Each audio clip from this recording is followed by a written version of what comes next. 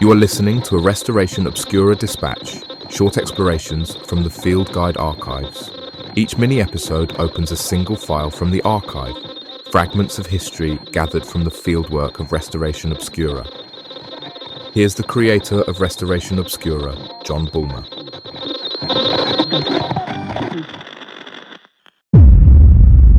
Welcome to another Restoration Obscura dispatch. Shorter episodes focusing on a single subject from the archives. In this episode, we're going to explore a singular place in the hills of rural Rensselaer County. This plateau holds layers of history written into the land itself. In the past, I've reported on an ancient solar marker site hidden in these hills. I've researched and mapped ruin sites throughout the county and documented remnants of charcoal kilns. I've walked countless miles of fieldstone walls and identified watch points used to monitor and assess safety from elevated vantage points. I've explored and mapped fieldstone foundations in the drained Martin Dunham Reservoir. I've also mapped and photographed homesteads lost to the unending erosion of development. All of these features have been mapped down to the meter on a master map that tells the story of what this land was before it became what we know today. In the wake of that work, people began sharing stories and local legends. Longtime residents reached out with accounts of unexplained lights and large, upright figures moving through the forest after dark. They spoke of hauntings and witch trees. These aren't stories offered as proof, but they reinforce a simple truth. Space, darkness, and isolation tell their own kinds of stories. There are accounts from people describing something they experienced and couldn't explain.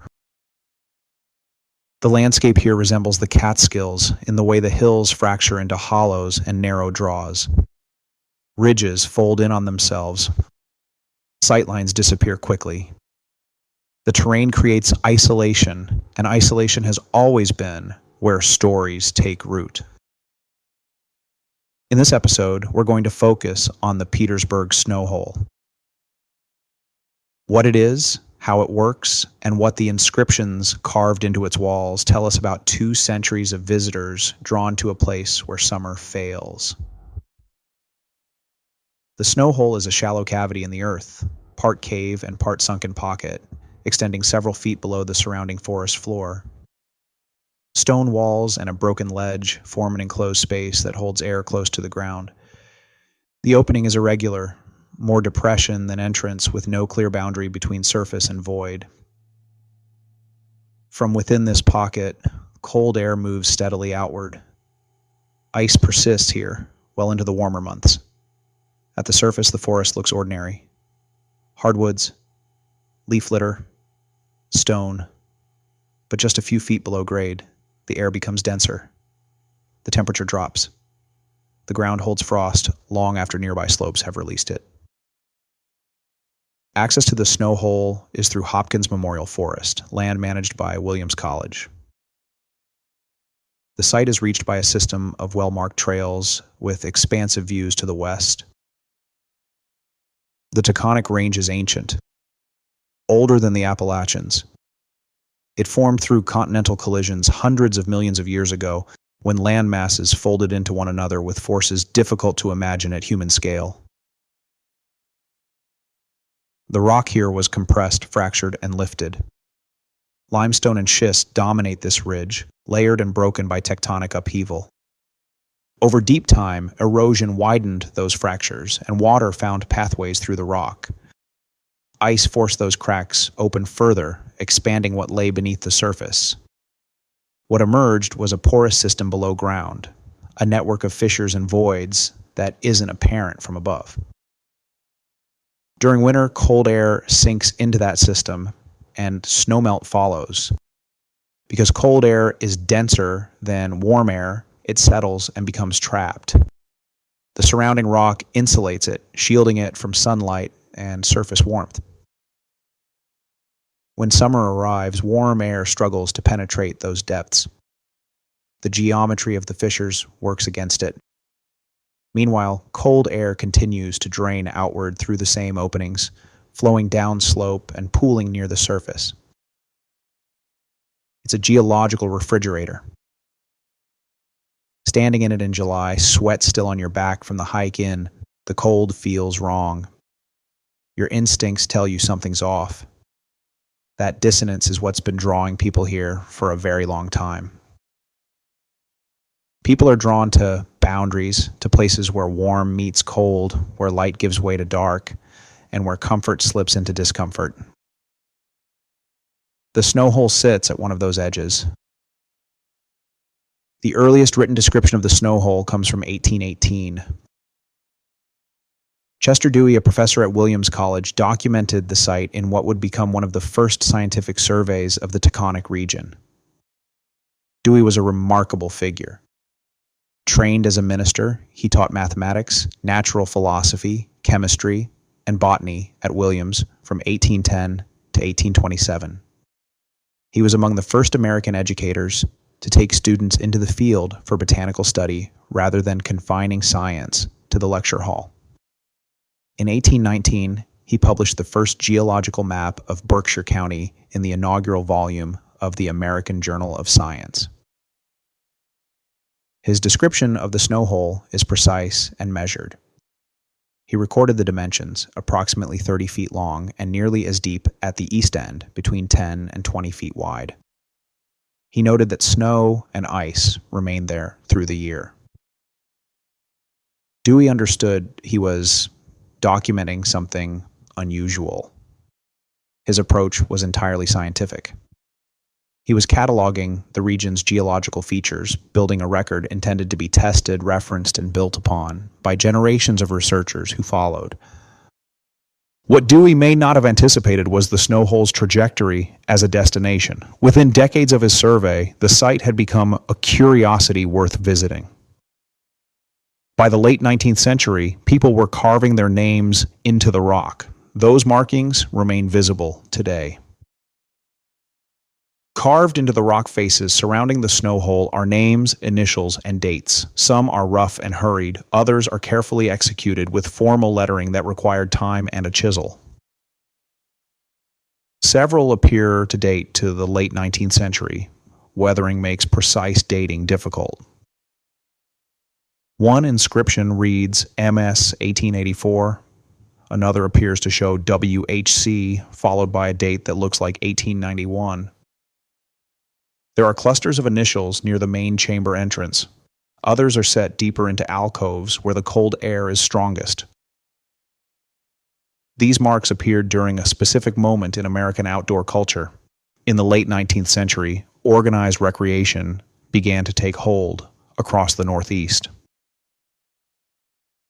The Appalachian Mountain Club was founded in Boston in 1876. It brought together middle and upper middle class city residents who traveled north by rail to hike the mountains. By 1888, the club had built its first hut in the White Mountains. By 1906, it managed more than 100 miles of trails. College outing clubs soon followed. Hiking became a distinct activity rather than an extension of labor or necessity. Health, companionship, and a growing romantic appreciation for wild landscapes drew people into terrain their grandparents would have considered unproductive or remote. The Taconic crest sat at the edge of this movement. Williams College was nearby. Chester Dewey's earlier surveys had already placed the region on the intellectual map. The snow hole would have been known to anyone paying attention to the area's natural curiosities. The carvings left behind are not casual acts of vandalism. They function as signatures. They are records of visitation from a time before leave no trace existed as a concept. They come from a time when leaving a mark on a place was simply how people said they had been there. The inscriptions introduce a question with no clear resolution. Are they something to be preserved, or are they damage, no different from marks made later?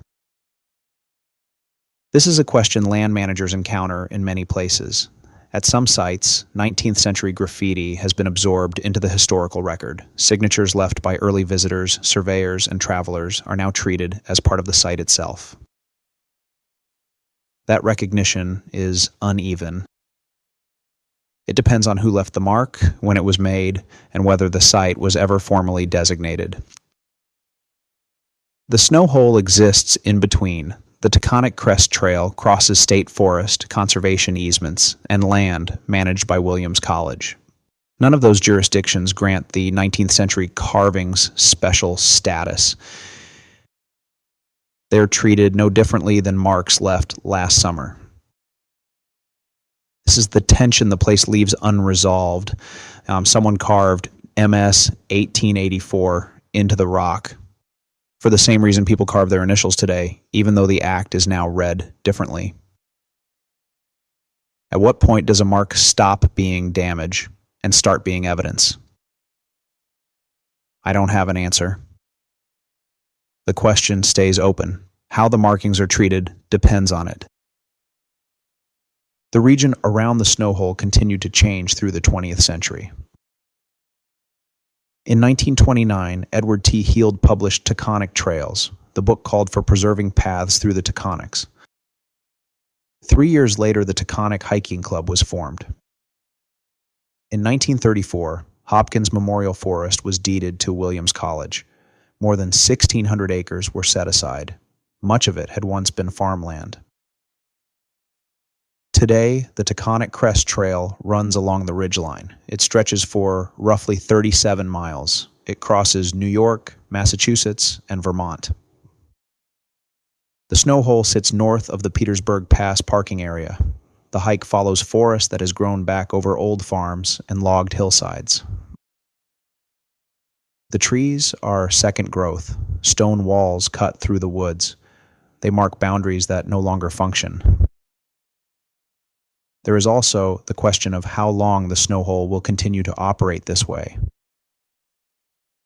Cold air settles underground during winter, snow builds above it, meltwater follows fractures in the rock.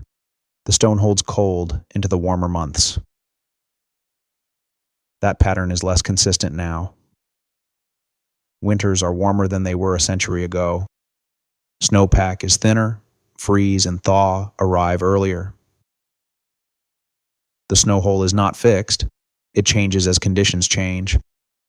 I don't have long-term data specific to this site. No one has been recording the Snow Hole's internal temperature year after year. What we do understand is how the process works. When less cold goes in, less cold comes back out. A warming climate doesn't erase features like this all at once. It wears them down over time. Ice melts earlier in the season. Cold air weakens. It's likely that visitors decades from now will still feel something here. A pocket of cool air, a slight drop in temperature near the entrance. But whether it will still hold ice in July is harder to say. Whether it will still feel wrong the way it does now is harder still. Standing there today, cold pooling around your boots, the questions feel immediate. The Snow Hole is also fragile in more direct ways. Foot traffic compacts soil, hands pry into fissures. The urge to add new marks to the old ones never really goes away. The people who carved their names into stone in the 19th century were doing something familiar. They wanted proof that they had been there. They wanted to leave a trace. Chester Dewey came to the same place with different tools. He measured what he saw. He wrote it down. He published his findings so others could check his work. His name isn't carved into the rock. It appears in print. Both approaches left records. Both still shape how this place is understood. What differs is what each one asked of the landscape itself.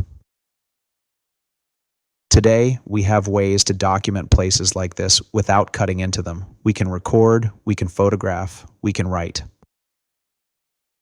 The Snow Hole has been breathing cold air out of the Taconic Crest longer than any of us have been alive, longer than the carvings, longer than Dewey's survey, longer than the farms that once worked these hillsides. It doesn't need our names to exist. It only needs to be noticed.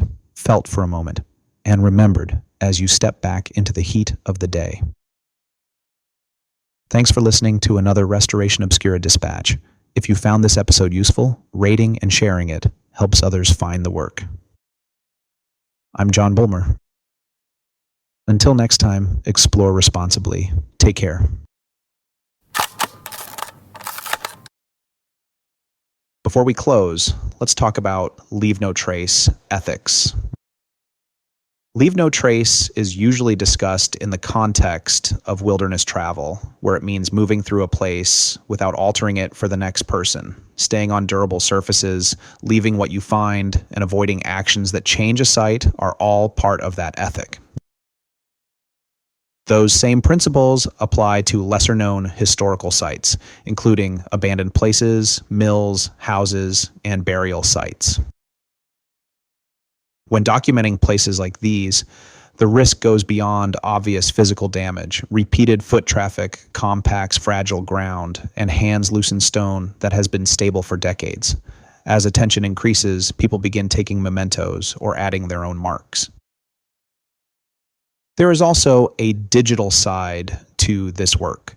Photographs, descriptions, and small details can make a place far easier to locate than it was before.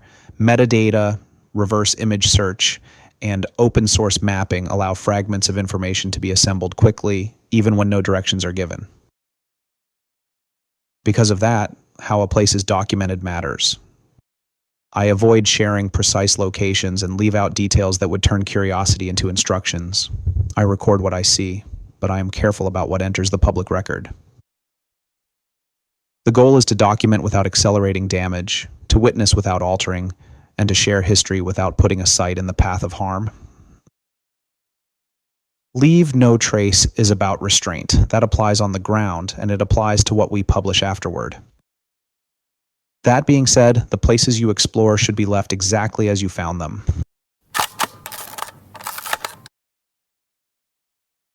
To support reader-funded storytelling, subscribe on Substack. You can also follow the Restoration Obscura Field Guide podcast wherever you listen for more Dispatch mini-episodes and full-length episodes from the world of Restoration Obscura. Copyright 2026, John Bulmer Media and Restoration Obscura. All rights reserved.